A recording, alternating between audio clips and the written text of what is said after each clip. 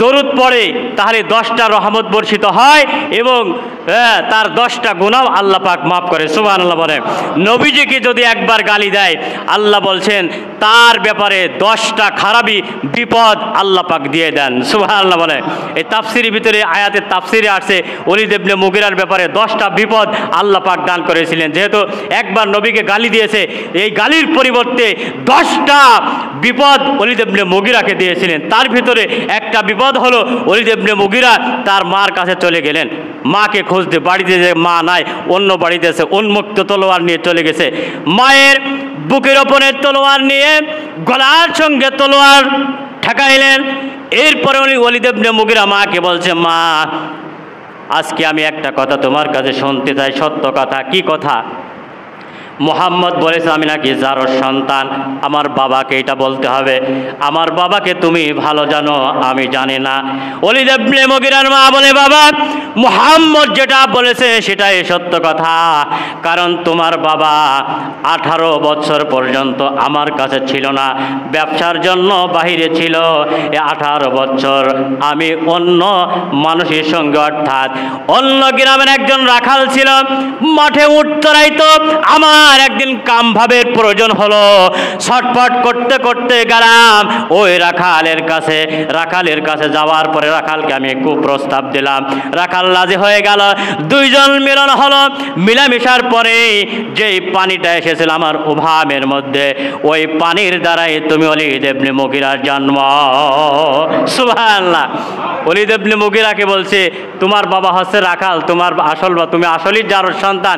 Walid ইবনে মুগীরা বলল, মা তাহলে আমি মুহাম্মদের কাছে আর মুখ দেখাইতে পারবো না, আরবে আমি আর থাকতে পারবো না।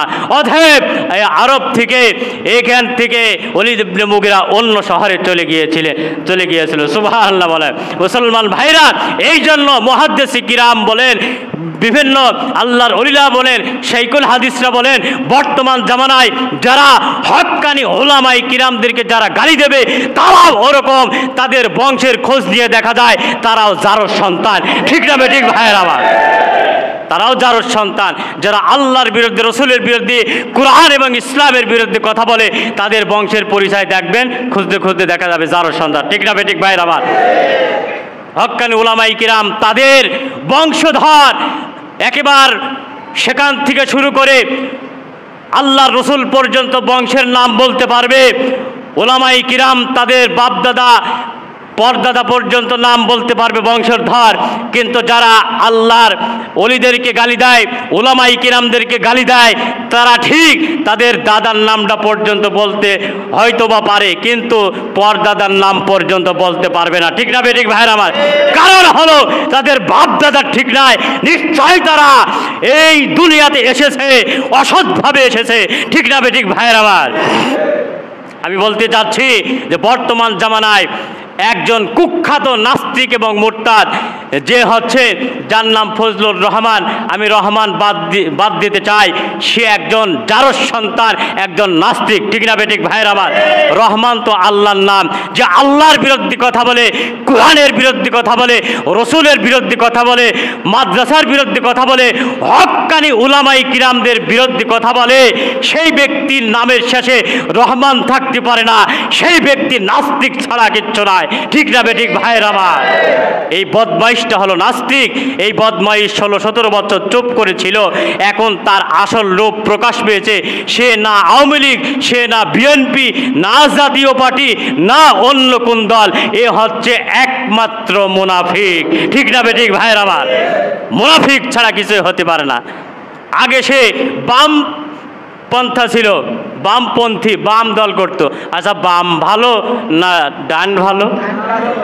বামপন্থী ছিল, বামপন্থী থেকে আওয়ামী লীগ, এরপরে জাসদ, এরপরে বিএনপি, এখন আবার কোন সুরে যে কথা বলে সে কোন দল কেউ বুঝতে পারে না, আসলে কোনো দলেরই নাই। সে ওই যে একটা আয়াত আছে, লা ইলাহা ইল্লাল্লাহ ওয়া লা ইলাহা ইল্লাল্লাহ মুযাবযাবিনা বাইনা যালিক, এদিকও না ওদিকও না, সে মাঝখানের দল, অর্থাৎ সে মুনাফিকের দল, নাস্তিকের দল। ঠিক না বেঠিক ভাইরা আমার?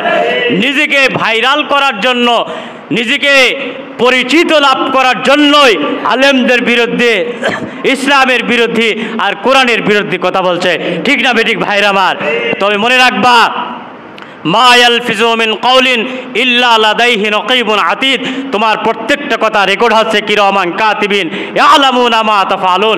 তোমার সমস্ত কথাগুলো আল্লাহর দরবারে সাক্ষী দিবে তোমার বিরুদ্ধে। তোমার চামড়া সাক্ষী দিবে, তোমার হাত পা চোখ অঙ্গ প্রত্যঙ্গ তোমার বিরুদ্ধে সাক্ষী হয়ে যাবে। ঠিক না বেঠিক ভাইরা আমার? তোমার এই সমস্ত কথাগুলো ভিডিও করে আল্লাহর দরবারে দেখানো হবে। তবে সেই দিন তুমি সেই দিনের কথা চিন্তা করে প্রস্তুত থাকো।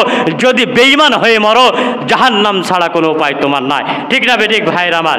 অতএব এখনো তওবা করে, আমি প্রথমেই তওবার কথা বলেছি, এখনো তওবা করে ফিরে আসো, তাহলে আল্লাহ পাক হয়তো তোমার জীবনের গুনাহ আল্লাহ মাফ করে দেবে। ঠিক না বেঠিক ভাইরা আমার? এই জন্য এই ফজু মিয়াকে যেখানেই পাবেন, এখানে তো এদিকে তো আসে না, জিরানি বাজার আসলে কোনোদিন যদি আসে, আপনারা যদি দেখেন আমাকে ফোন দিবেন। আপনাদের সাহস না হইলেও আমি ইনশাল্লাহ যাব, সর্বপ্রথম আঘাত জুতা দিয়ে আমি তাকে পিটাবো। ঠিক না বেঠিক ভাইরা আমার? সর্বপ্রথম জুতার বাড়ে আমি থেকে ওই ফজু মিয়াকে, কারে? এই ফজু মিয়াকে সর্বপ্রথম বাড়ে আমি দেবো ইনশাল্লাহ। আর একটা কথা বলি, শেষ করব।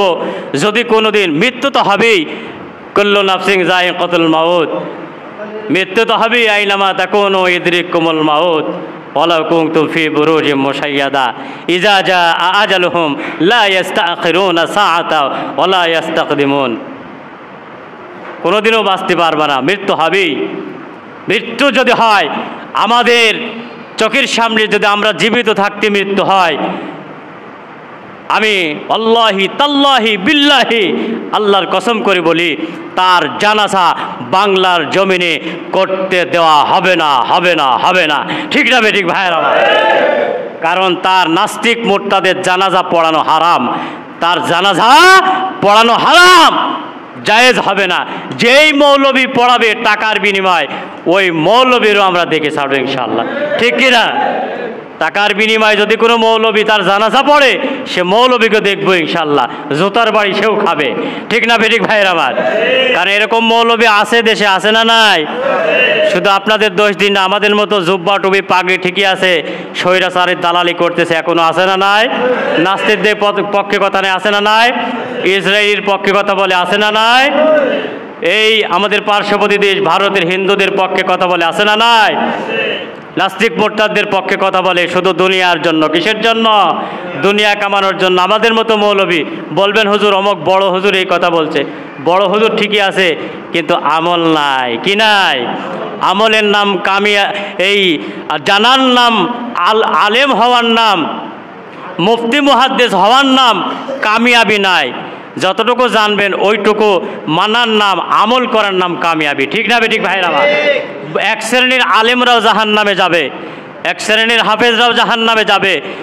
ওই সেই কাতারের লোকেরা যারা টাকা খেয়ে নাস্তিক মুরতাদদের পক্ষে কথা বলে, স্বৈরাচারীদের পক্ষে কথা বলে, তাদের দালালি করে এবং ইসরায়েলের ইহুদিদের পক্ষে কথা বলে, বুঝতে হবে ওই সেই জাহান্নামের পক্ষের আলেম। ঠিক না বেঠিক ভাইরা আমার?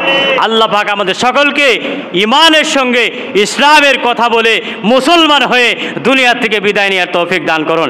সকলে বলুন আমিন। বলে ইন্নাল্লাযীনা ক্বালু রাব্বুনাল্লাহ, সুবহানাল্লাহ। আল্লাহ তাআলা বলেন, বান্দা যখন বিপদে পড়ে যায়, বিপদের সময়ও যখন বলে একমাত্র আমার রব আল্লাহ, আমার রবকে একমাত্র আমার রব আল্লাহ, সুম্মাস্তাকামু, এর ওপরে যারা ইস্তেকামত থাকে, বিশ্বাস করে, আল্লাহ পাক বলেন তাদেরকে আমি আল্লাহ মাফ করে দিই। সুম্মাস্তাকামু তাতানাজ্জালু আলাইহিমুল মালায়েকা, আল্লাহ পাক বলেন ওই বান্দা যখন আমি আল্লাহর ওপরে ভরসা করে, তাওয়াক্কুল করে, আমি আল্লাহ ওপর থেকে তাদের উপরে এরকমভাবে মালাইকা ফেরেশতা নাযিল করে দিই। আল্লাহ তাখাফু, এই ফেরেশতারা বলে তোমার কোনো ভয় নাই, ওয়ালা তাহজানু, তোমার কোনো চিন্তা নাই। সুবহানাল্লাহ। যখন আল্লাহর উপরে বান্দা পরিপূর্ণ ভরসা করে, তাওয়াক্কুল করে, তখন আল্লাহ পাক বলে আমি ফেরেশতাদের মাধ্যমে অর্থাৎ ওই বান্দার কাছে আমি পিয়ন পাঠাই দিই, সুসংবাদদাতা, সুসংবাদ পাঠাই দিই যেন তার ইমানকে আরও মজবুত রাখে, সে যেন ভয় না পায়। সুবহানাল্লাহ বলেন। পিয়ন ডাকে ফেরেশতা, পিয়নকে ফেরেশতা, মালাইকা আল্লাহ তাখাফু ওয়ালা তাহজানু। এই ফেরেশতারা বলে তোমার কোনো ভয় নাই, তোমার কোনো চিন্তা নাই। ওয়া আবশিরু বিল জান্নাহ, আল্লাহ তোমাদের জন্য জান্নাত রেখেছে। সুবহানাল্লাহ।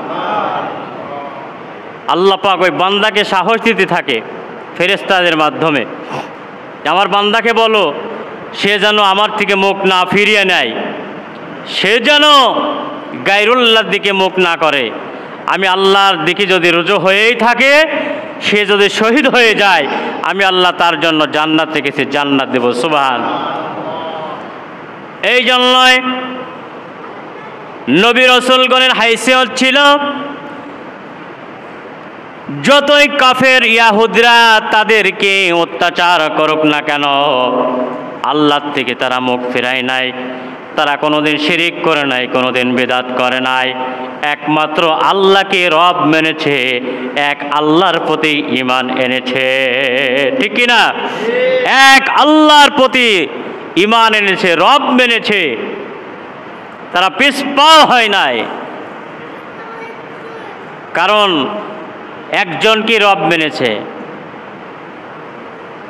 যেমন ইব্রাহিম আলাইহিস সালাম, তার সময় চতুর্দিকেই কাফের, নমরুদ থেকে শুরু করে কাফের, এমনকি ইব্রাহিম আলাইহিস সালামের নিজের ঘরের ভিতরে চতুর্দিকে কাফের, অর্থাৎ ইব্রাহিমের বাবা মা সবাই ছিল এরকম। মার ব্যাপার অন্যরকম রাত আসছে, বাবা ছিল কাফের, তার আত্মীয়স্বজন সবাই ছিল কাফের। ঠিক না ঠিক ভাইয়ের আমার? কাফের ছিল। তারপরেও ইব্রাহিম নবী কখনো শিরক এবং বিদআত করি নাই, এক আল্লাহকে রব মেনেছে। সুবহানাল্লাহ বলেন। মুসলমান ভাইরা আমার, ইব্রাহিম আলাইহিস সালাম যখন আস্তে আস্তে বড় হতে লাগলো, ইব্রাহিম নবী যখন একটু বুদ্ধি হলো, মাকে একবার জিজ্ঞাসা করলো, মা আমার রবকে? মা বলেছিল তোমার রব হলো নমরুদ। নাউজুবিল্লাহ বলেন। নমরুদ। যেহেতু তাদের ওই ধারণার এলেম ছিল, ইব্রাহিম নবীর সময় আর কোনো নবী ছিল না, ইসলামের দাওয়াত দেওয়ার সুযোগ ছিল না, বিধায় তারা এরকম মূর্খ ছিল, আল্লাহ সম্পর্কে তাদের ধ্যান ধারণা ছিল না। মুসলমান ভাইরা আমার, ইব্রাহিম আলাইহিস সালাম তার বাবা তারেক, তার কাঁধে সব সময়ের জন্য মূর্তি থাকতো। তাদের ধারণা ছিল মূর্তিগুলো হয়তো সমস্ত বিপদ আপদ থেকে বাঁচাবে। নাউজুবিল্লাহ বলেন। মূর্তি রাখতো। মূর্তি ইব্রাহিম নবীর বাবা, ইব্রাহিম আলাইহিস সালামের বাবার নাম হলো, মূলত নাম হলো তারেক, কিন্তু কুরআনুল কারিমে ইব্রাহিম আলাইহিস সালামের বাবার নামটা আজহার শব্দ ব্যবহার করেছেন। আল্লাহ তাআলা বলেন, ওয়াইদ ক্বালা ইব্রাহিমু লিআবিহি আযর আতাত্তাখিযু আসনামান আলিহা ইন্নী আরাকা ওয়া কওমাকা ফি দালালিম মুবিন। ইব্রাহিম আলাইহিস সালাম এর বাবা তারেক, তার কাঁধে সব সময়ের জন্য যেই মূর্তিটা থাকতো, মূর্তিটার নাম হলো আজহার। এই জন্য আল্লাহ বলেন ইব্রাহিমের বাবা মূর্তি পূজক ছিল। তামাম পৃথিবীর মানুষকে জানাবার জন্যই আজহার শব্দটা কুরআনুল কারিমের ভিতরে বসাই দিয়েছেন। সুবহানাল্লাহ। যেহেতু তার বাবা মূর্তি পূজক ছিল, এই জন্য মূর্তি পূজাটার নাম ছিল তারেক, এর কারণেই নাম ছিল আজহার। এর কারণে আল্লাহ পাক আজহার শব্দটা কোরআনে দিয়ে দিয়েছেন মানুষকে জানানোর জন্য। ইব্রাহিম নবী জিজ্ঞাসা করছেন, বাবা তুমি যে কাঁধে মূর্তি রাখো, এই মূর্তি দিয়ে কি করবা? কয় এই মূর্তি দিয়ে কি করব, কি হবে সেইটা তো জানি না, কিন্তু আমরা দেখেছি আমাদের বাপ দাদারাও এরকম করছে, কাঁধে মূর্তি রাখছে, এই জন্যই আমরা মূর্তি রাখি। ইব্রাহিম এবং তার বাবার সঙ্গে কথা হচ্ছে, বাবা তুমি যে কাঁধে এই মূর্তি রাখছো, মূর্তি দিয়ে কি হবে, মূর্তির কি ক্ষমতা আছে? ইব্রাহিম নবী বলছেন, কি ক্ষমতা আছে সেটা বলতে পারি না, শুনেছি ভালো মন্দ তার ক্ষমতা আছে, তবে আমাদের বাপ দাদাদের দেখছি এরকম করতে, এই জন্য আমিও এরকম করি। নাউজুবিল্লাহ বলেন, আমিও এরকম করি। ইব্রাহিম নবী বললেন, ইন্নী আরাকা ওয়া কওমাকা ফি দালালিম মুবিন। হে আমার বাবা, আমি দেখতে পাচ্ছি প্রকাশ্যে তোমরা পথভ্রষ্টের মধ্যে আছো, তোমরা এটা ছেড়ে দাও, এইটা ভালো না, মূর্তি ভালো না, এক আল্লাহ এক রবকে তোমরা রব মানো। সুবহান। ইব্রাহিম নবী বললেন, আমি দেখতে পাচ্ছি তুমি এবং তোমার কওমের লোকেরা পথভ্রষ্টের মধ্যে আছে। ইন্নী আরাকা ওয়া কওমাকা ফি দালালিম মুবিন, তোমরা পথভ্রষ্টের মধ্যে আছো, তোমরা এটা ছেড়ে দাও। ইব্রাহিম নবীর বাবা এটা ছাড়ল না, ইব্রাহিমকে উল্টা অনেক কথা বলল।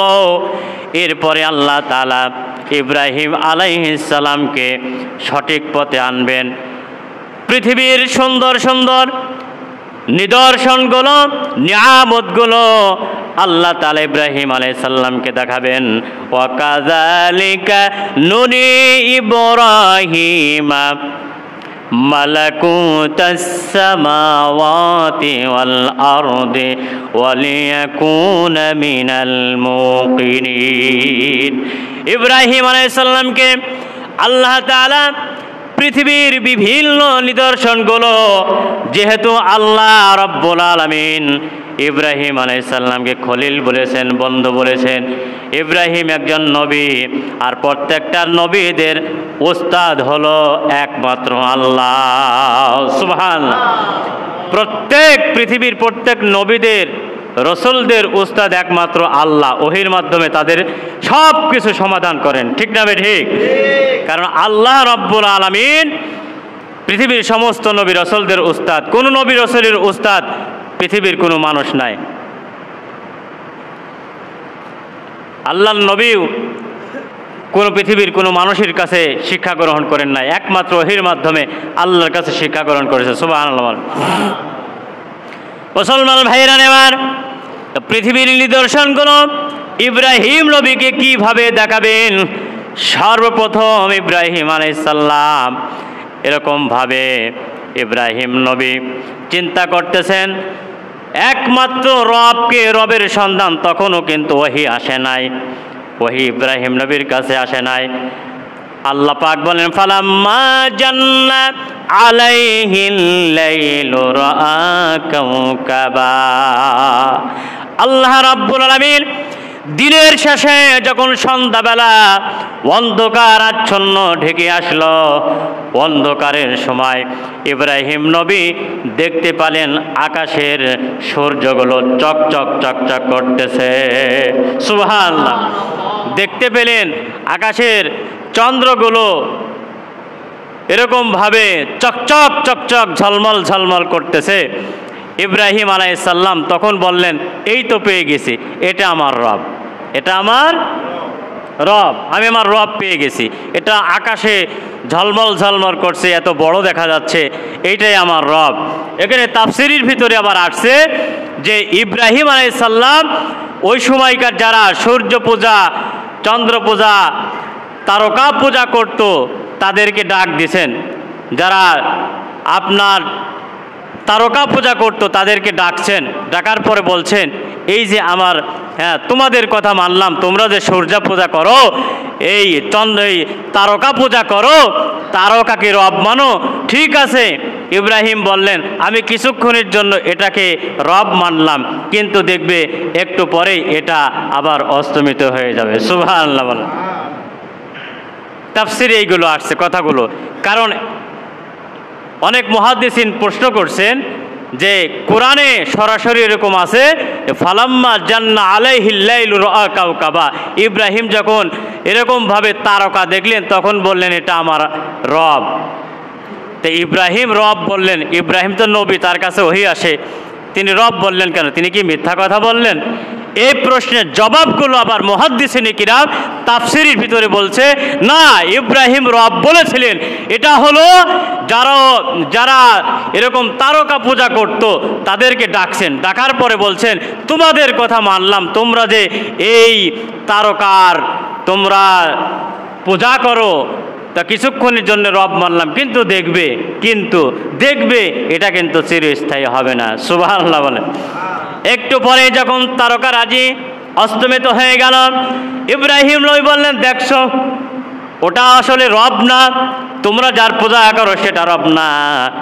আল্লাহ পাক এরপরে বলেন ফালাম্মা রাআল কমার বাযিগান ক্বালা হাযা রাব্বি। এরপরে আবার যখন রাআল কমার, চন্দ্র যখন উঠল, ইব্রাহিম নবী চন্দ্র পূজাদেরকে ডাকলেন, বললেন তোমরা যে চন্দ্র পূজা করো মানলাম এইটা আমার রব, কিন্তু মনে রাখবা এইটাও স্থায়ী না, এইটাও অস্তমিত হয়ে যাবে। সুবহানাল্লাহ, এটা অস্তমিত হয়ে যাবে। ঠিক এরপরে চন্দ্রটা অস্তমিত হয়ে গেল, ইব্রাহিম বলল না, যেইটা অস্তমিত হয়ে যায় সেইটা আমার রব হইতে পারে না, আমি এরকমভাবে ওইটাকে রব মানে না, আমি শিরিক করে না। এরপরে যখন আবার ফালাম্মা রাআশ শামসা বাযিগাতান ক্বালা হাযা রাব্বি হাযা আকবার, আল্লাহু আকবার। এরপরের দিন আবার সূর্য উঠল, সূর্য রাআশ শামসা বাযিগাতান ক্বালা হাযা রাব্বি, আরে বাবারে সূর্যটা এত বড় দেখা যাচ্ছে, হাযা রাব্বি এটা আমার রব, হাযা আকবার এটা তো অনেক বড়, এটা আমার রব। যারা সূর্য পূজা করত তাদেরকে ডাকলেন, দেখো সর্বপ্রথমে তারকারাজি উঠল, সেটা স্থায়ী থাকলো না, চন্দ্র উঠলো, সেটাও স্থায়িত্ব হলো না, অস্তমিত হয়ে গেল, সেগুলো বোঝা গেল আমাদের রব নাই। যেটা স্থায়ী থাকে না সেইটা রব হইতে পারে না, ঠিক কি না? যেটা স্থায়িত্ব থাকে না সেইটা রব হইতে পারে না। এই যে সূর্য দেখা যাচ্ছে, হাযা রব্বি এটা আমাদের রব, হাযা আকবার এটা আমাদের রব, অনেক বড় দেখা যাচ্ছে, মানলাম কিছুক্ষণের জন্য এটা আমাদের রব, কিন্তু এটা অস্তমিত হয়ে যাবে। এরপরে সূর্যটা অস্তমিত হয়ে গেল। যখন অস্তমিত হয়ে গেল, মুসলমান ভাইরা আবার ইব্রাহিম নবী বললেন দেখো এটাও অস্তমিত হয়ে গেল। যেইটা অস্তমিত হয়ে যায় সেইটা কোনো রব হইতে পারে না, এইটা আমরা রব মানতে পারি না। আল্লাহ পাক যদি আমাকে হেদায়েত না দেয় আমি পথভ্রষ্ট হয়ে যাব, আমি বিপদে পড়ে যাব।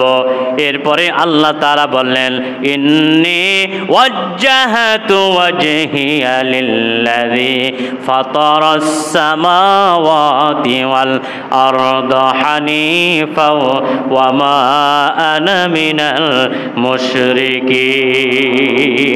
মুসলমান ভাইরা আমার, আমরা বলে এটা জায়নামাজের দোয়া, কিন্তু এটা কোরআনুল কারিমে আসছে। ইব্রাহিম নবীর সঙ্গে সম্পর্ক, ইব্রাহিম তখন বলেছিলেন সবগুলো অস্তমিত হয়ে গেল, আমার রব আমি খুঁজে পেলাম না। অবশ্যই ইন্নী ওয়াজ্জাহাতু, ইন্নী নিশ্চয় আমার চেহারাকে, ওয়াজহা লিল্লাযী ফাতারাস সামাওয়াতি ওয়াল আরদা নিশ্চয় আমার চেহারাকে ওই আল্লাহর দিকে আমি ফিরাই দিলাম, মুখ করলাম, যিনি ফাতারাস সামাওয়াতি ওয়াল আরদা, যিনি আসমান এবং জমিনের মালিক। হানিফা ওয়া মা আনা মিনাল মুশরিকিন, আমি মুশরিকদের অন্তর্ভুক্ত নয়। সুবহানাল্লাহ, আমি মুশরিক নয়। হানিফা ওয়া মা আনা মিনাল মুশরিকিন, আমি মুসলমান, আমি মুশরিক নয়। ইব্রাহিম আলাইহিস সালাম যখন এরকমভাবে আপনার এই সূর্য চন্দ্র তারকারাজিকে রব মানলেন না, তখন আল্লাহ তাআলা ইব্রাহিম আলাইহিসসালামকে হেদায়েত দান করলেন। চিৎকার দিয়ে বলেন সুবহানাল্লাহ। অনেক ঘটনা, ইব্রাহিম নবীকে নমরুদ তার দলে নেওয়ার জন্য এবং মেলায় নেওয়ার জন্য যেই সমস্ত পন্থা অবলম্বন করেছিলেন, ইব্রাহিম নবী বলেছিলেন আনা মারিজুন, আমি অসুস্থ, মানে সেটা আমি শারীরিক অসুস্থ না, আমি ইমানের দিক দিয়ে অসুস্থ, তা আমি ওখানে যেতে পারবো না। ইব্রাহিম আলাইহিসসালাম তখন মেলায় গেলেন না, নমরুদ তার দলবল নিয়ে যখন চলে গেল, এদিকে ইব্রাহিম আলাইহিসসালাম চিন্তা করলেন যে এখন একটা সুযোগ হয়েছে। ইব্রাহিম চলে গেলেন মূর্তি পূজকের ভিতরে, মূর্তির ভিতরে যাওয়ার পরে কোড়ল দিয়ে সবগুলো ভাঙলেন, বড়টার ঘাড়ে কোড়ল রাখলেন, রাখার পরে চলে আসলেন। রাত্র চলে গেল। পরের দিন নমরুদের কাছে গেছে দলের লোকেরা, হে আমাদের রব কাম সারছে, কি হয়েছে? আমাদের ভগবান সব শেষ, ভগবান সব শেষ করছে। কিটা ইব্রাহিম ছাড়া তো কেউ করতে পারে না, ডাক দাও রে, টানতে টানতে নিয়ে আসো, বেড়ি দিয়ে নিয়ে আসো। ইব্রাহিমকে নেওয়া হলো। ইব্রাহিম আলাইহিসসালাম বলছে আমি করি না, ওই যে তোমার বড়টা করছে, দেখছো তার কাঁধের ওপরে কোড়াল আছে। ইব্রাহিম আলাইহিসসালাম কি বলছেন? আমি করি না, ওই যে বড়টা করছে তার কাঁধের ওপরে কোড়াল। নমরুদ বলে হ্যাঁ, ওরা কি মারতে পারে, কথা বলতে পারে, হাত নাড়াইতে পারে, হাঁটতে পারে, যে ওই ভাঙছে সবগুলো? ইব্রাহিম আলাইহিসসালাম বলছে এই কথাটা শোনার জন্যই তো আমি ওর কথা বললাম। যে নিজে চলতে পারে না, নিজের শরীর নিজেই হেফাজত করতে পারে না, সে আবার রব হয় কেমনে? সুবহানাল্লাহ বলে। সে আবার ভগবান হয় কেমনে? তোমার ভগবান তার নিজের শরীরকে হেফাজত করতে পারে না, সব ভগবান শেষ, আর তাকে তোমরা ভগবান মানো। অর্থাৎ মাখলুকাতের শ্রেষ্ঠ মাখলুকাত আল্লাহ পাক মানুষকে সৃষ্টি করেছেন, আশরাফুল মাখলুকাত। তোমাকে আল্লাহ জ্ঞান দিয়েছে, বিবেক দিয়েছে, বুদ্ধি দিয়েছে, ভালো মন্দ বোঝার বুদ্ধি দান করেছে, আর তুমি নাকি মাখলুকাতের সৃষ্টি হয়ে একজন মূর্তির কাছে যাই ভগবান মানো, এইটা কখনো ঠিক হইতে পারে না। ঠিক না বেঠিক ভাইয়ের আমার? এটা মূর্তি পূজক, এগুলো ঠিক হইতে পারে না। সে ইব্রাহিম আলাইহিসসালাম দেখেন, সেই নমরুদ তার কথাগুলো কোরআন এবং হাদিসে আসছে, ইব্রাহিম আলাইহিসসালামের কথাগুলো আসছে, নমরুদের নিদর্শনও আছে, ইব্রাহিম আলাইহিসসালামের নিদর্শনগুলো আছে। ইব্রাহিম আলাইহিসসালামের নিদর্শনগুলো পৃথিবীর মানুষ সম্মানের সঙ্গে দেখে, আর নমরুদের নিদর্শনগুলো পৃথিবীর মানুষ ঘৃণার চোখে দেখে। ঠিক না বেঠিক ভাইয়ের আমার? নমরুদ ফিরাউনের নিদর্শনগুলো মানুষ ঘৃণার চোখে দেখে, আর ইব্রাহিম আলাইহিসসালামের যে সমস্ত নিদর্শনগুলো আছে আল্লাহ পাক সম্মানের সঙ্গে সোয়াবের উদ্দেশ্যে দেখে। ঠিক না বেঠিক ভাইয়ের আমার? যেমন মাকাম ইব্রাহিম আলাইহিসসালামের 2 পায়ের ছাপ পাথর এখনো কাবা শরীফে বিদ্যমান রয়েছে। ঠিক না বেঠিক ভাইয়ের আমার? কাবা শরীফের কাছেই ছিল এক সময়, ওখান থেকে সরাই একটু দূরে রাখছে, ওখানে কাছের ভিতরে কাঁচ দিয়ে ঘিরাও করে রাখছে। ইব্রাহিম নবীর 2 পায়ের ছাপ সেখানে এখনও আছে।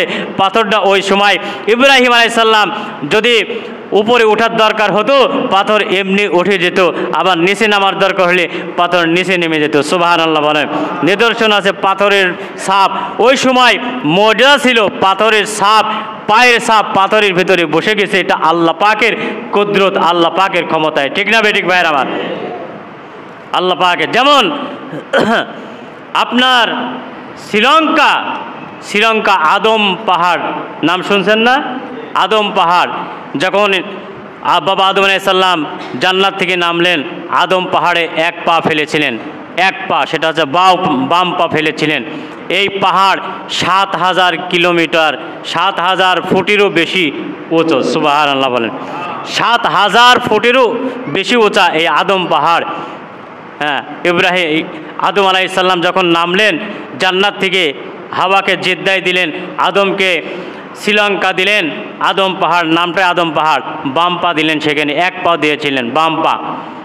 হ্যাঁ, বাম পা দেওয়ার উদ্দেশ্য কি? আমরা যখন মসজিদ থেকে নামি, মসজিদটা ভালো জায়গা, মসজিদ থেকে নামার পরটা হচ্ছে দুনিয়া, ঠিক কি না?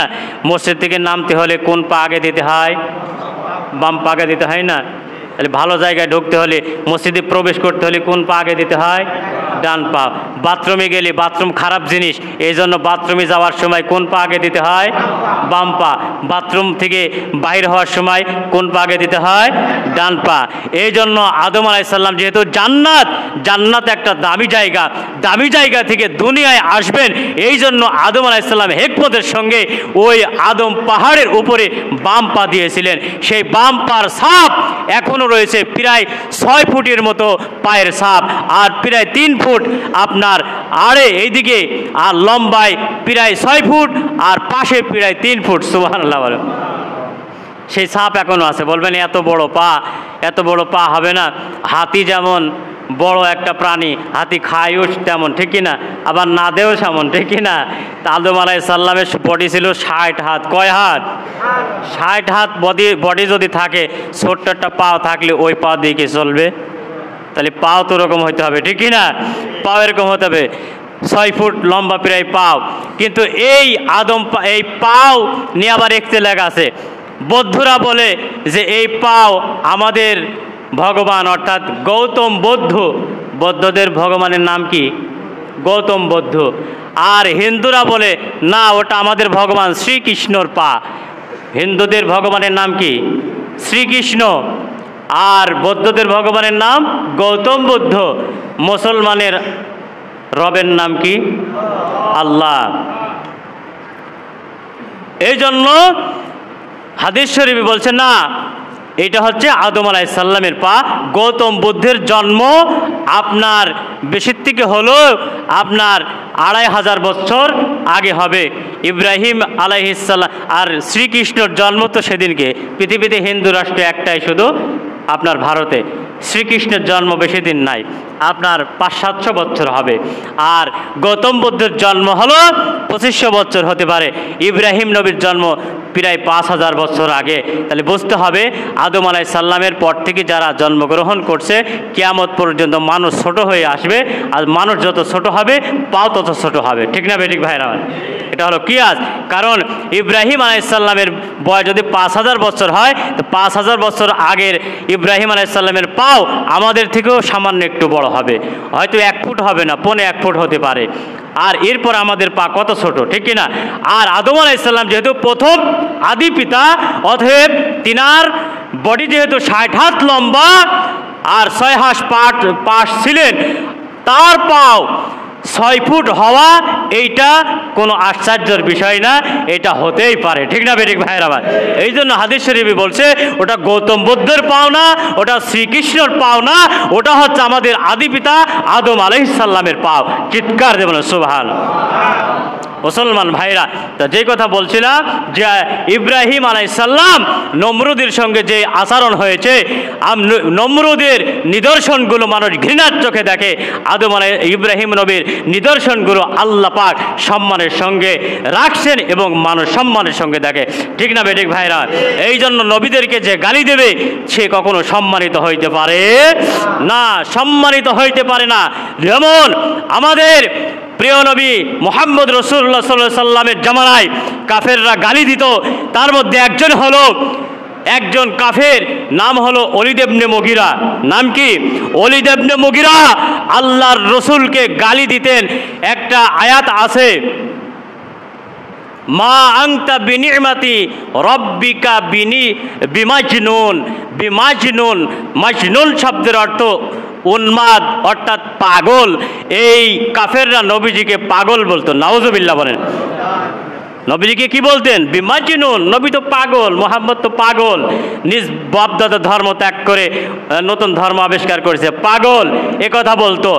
আর ওলীদ ইবনে মুগীরা উতুল্লিম বাদা যালিকা জানিম, এই আয়াতের ভিতরে ওলীদ ইবনে মুগীরার ব্যাপারে বলছেন যে ওলীদ ইবনে মুগীরা আল্লাহ রসুলকে গালি দিত, এই জন্য আল্লাহ পাক নিজেই ওলীদ ইবনে মুগীরাকে গালি দিলেন। সুবহানাল্লাহ বলেন।